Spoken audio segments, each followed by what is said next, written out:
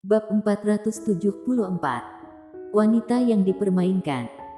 Audrey Han dan yang lainnya telah resmi pindahan. Setelah tidur semalaman, postur jalan Gita berubah menjadi terlihat aneh. Sial. Jika bukan kloset duduk, sepertinya aku sudah tidak dapat jongkok di toilet. Gita memijat kakinya yang pegal. Wajahnya terlihat seperti ingin menangis, bukankah hanya bersih-bersih sepanjang siang? Apakah kakiku layak menjadi seperti ini? Bukankah dia terlalu tidak dapat dipercaya? Dia sembari menunjuk kakinya sembari mengeluh. Audrey Han juga tidak lebih baik darinya. Mereka berdua jarang berolahraga, sehingga saat tiba-tiba melakukan pekerjaan berat, dapat mengakibatkan ketenangan otot atau kelelahan yang berlebihan. Warna wajah Audrey Han terlihat tidak baik. Untungnya hari ini Minggu. Jika hari ini Senin, sepertinya dia merasa dirinya tidak dapat memakai sepatu hak tinggi untuk pergi kerja. Oh iya, kemarin Vinalin tidak mencari. Saat hari Senin dia pasti telah menimbun banyak sekali api marah dan datang mencari masalah dengan kita. Terpikirkan Vinalin. Audrey Han mengerutkan bibirnya dan tidak menjawab. Kamu tidak ingin bersama dengan Golden Ye, tetapi dia terus mendekatimu. Kemudian Vinalin suka pada Golden Ye. Kemudian karena ini dia mengusikmu. Audrey Han, kamu harus mencari jalan keluar. Sekarang Vinalin adalah klien kita. Kita tidak bisa seperti ini terus. Bukankah kita tidak bisa terus menghadapi dengan cara seperti setiap menghadapinya? Aku juga sedang memikirkannya. Audrey Han menurunkan tatapannya. Sebenarnya dia pernah berpikir membiarkan masalah ini diselesaikan oleh orang yang telah membuat masalah ini sendiri. Ini adalah wanita yang dipermainkan oleh Golden Ye saat kencan buta. Apa hubungannya dengan dirinya? Tanpa alasan datang dan mencari masalah dengannya. Benar-benar membuatnya merasa pusing. Teringat dirinya masih belum bercerai dengannya. Kemudian dia pergi kencan buta dengan wanita lain. Audrey Han merasa sangat tidak senang. Hehe. Bisa-bisanya dia mengatakan bahwa mereka masih belum bercerai.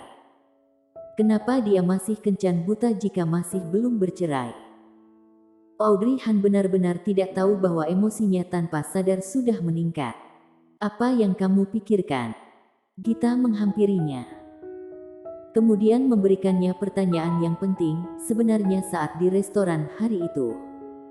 Kamu memintaku pergi dan membawa Glenn bersamaku.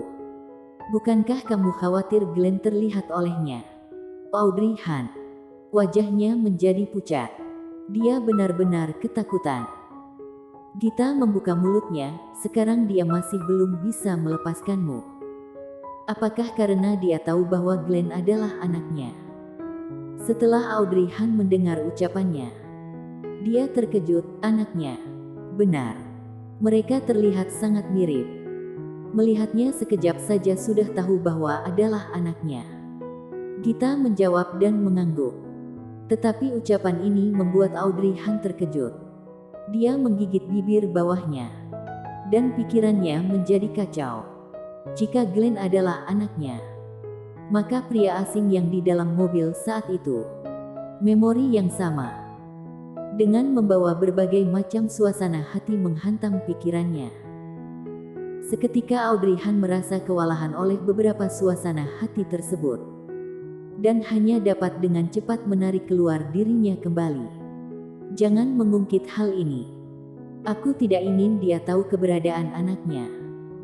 Jika terjadi kejadian seperti kemarin lagi, Gita, kamu harus membantuku. Setelah mengatakannya, Audrey Han menatap Gita dengan serius. Tatapannya dapat dikatakan sangat tulus. Meskipun Gita tidak tahu kenapa dia seperti ini. Namun di antara teman baik dia tidak perlu menanyakan apapun. Dan hanya perlu melakukan sesuai permintaannya saja. Dia mengangguk dan menyetujuinya. Golden Ye sangat tidak tahu malu. Keesokan harinya dia meneleponnya lagi dan membicarakan hal yang tidak penting. Layaknya pasangan pria dan wanita muda yang baru berpacaran, selalu melakukan hal yang membosankan. Audrey Han merasa sangat bosan. Tetapi Golden Ye merasa sangat senang. Golden Ye, jika kamu sangat senggang dan bosan, maka ada sesuatu yang aku ingin minta bantuanmu untuk melakukannya. Ada apa? Kamu katakan. Audrey Han tanpa membawa perasaan apapun berkata, aku harap kamu dapat mengurusi wanita yang kamu permainkan itu. Mendengar ucapannya, Golden Ye terdiam.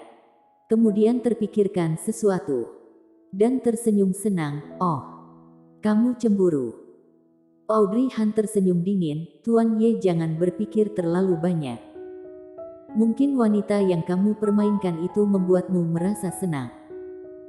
Tidak ada hubungannya denganku berapa banyak wanita yang ingin kamu permainkan. Tetapi tolong jangan melibatkan diriku. Setelah mengatakannya, Golden Ye terdiam sejenak. Kemudian dengan nada berat berkata, dia mencari masalah denganmu. Siapa dia ini? Tentu saja tidak perlu dikatakan lagi. Tetapi Audrey Han merasa sangat hina.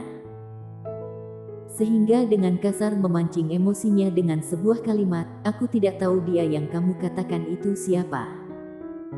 Kamu tidak perlu memancing emosiku dengan ucapan itu. Golden Ye tersenyum, jika tidak, itu hanya akan membuatku merasa kamu sangat peduli denganku. Audrey Han.